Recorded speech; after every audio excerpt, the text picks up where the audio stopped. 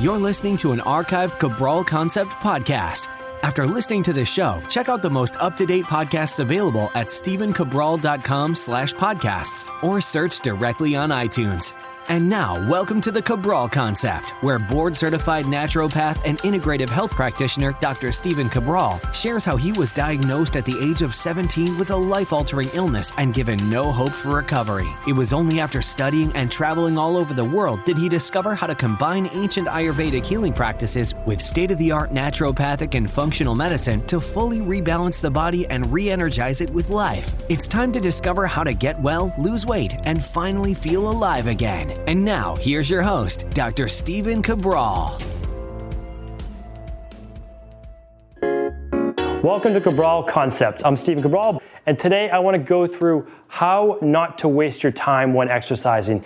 I see way too many people going to the gym, basically hopping on a treadmill for 20 minutes, 30 minutes, 40 minutes, and then getting off and basically just doing some bicep curls like this with 3-pounders or 5-pounders. So that is not going to get you to your body transformation goals. It's just physiologically that's impossible. It's almost ridiculous to think that lifting a weight this light could make your body change. And so you have to keep in mind that every time you want to make a change within your body, you actually have to do something to your body to make it adapt to look like that person you want to look like. So just by doing the same cardio you've always been doing and picking up some light weights that really cause you no metabolic or tissue-based damage is what it is, little micro tears that get stronger and better defined, basically more toned muscles, is not going to happen through a haphazard-based program. So today, of course, we're going to go through more specific exercises in the future, but we need a foundation. We need a place to start. And so the exercises that you need to choose are full body, multi-joint exercises. And that means that unless you're a bodybuilder or you're someone who's just looking to specifically build up their arms, then doing bicep curls like this, which is just one joint, your elbow going like this, does not matter. That's not going to get you the flat stomach you want. That's not going to get you the toned body, the toned legs that you want. It's not even really going to get you the toned arms you want because you have to burn the body fat off of your biceps and triceps in the first place. So the same principle for a single joint goes the same for a single joint leg lift. All right? You don't, or I should say leg extension. You don't want to just sit on a machine and go like this. If it doesn't cause you to sweat, if it doesn't cause you to really get that metabolism revved up, it's going to be doing very little for your metabolism. So here's what we want to do. Very simple, very straightforward, and you can build all of your workout programs around this. What you want to do is you want to concentrate on presses for the upper body. So a chest press or a shoulder press above the head. So those are your two pressing based exercises. And then of course you can create many different variations. It could be a push-up. It could be a bench press. It could be a cable press, a band press, hand walkout, whatever it is that you want to do.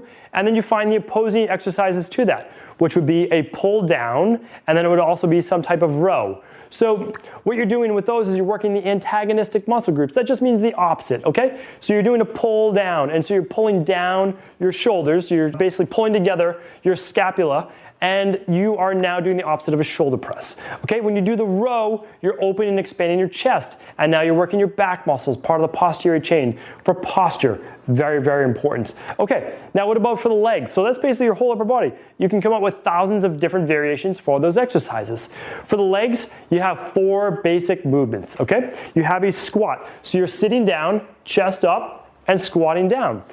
You can do that body weight, you can do it with weights. Totally up to you. You can do some type of lunge, which is simply lunging forward or backward, keeping the chest up and keeping the form tight.